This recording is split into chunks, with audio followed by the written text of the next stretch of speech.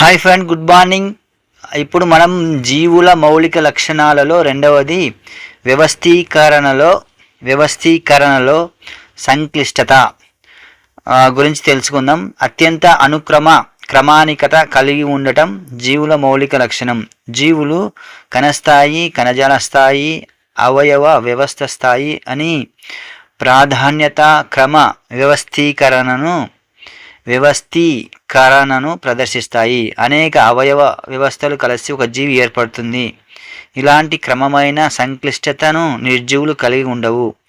జీవం యొక్క భిన్న స్థాయిల వ్యవస్థను క్రింది రేఖాచిత్రపటం ద్వారా తెలుసుకోవచ్చు. పరమాణువులు కలిసి అణువులు, అణువులు కలిసి కణం, కణం నుండి కణజాలం, కణజాలం అన్ని కలిసి అవయవం, అవయవం ఇంటూ అవయవ వ్యవస్థ, తర్వాత జీవి, జనాభా, జీవ సమాజం, జీవవర్ణం, జీవవర్ణ వ్యవస్థ, జీవగోళం. ఇది వ్యవస్థీకరణలో సంక్లిష్టత. ఓకే.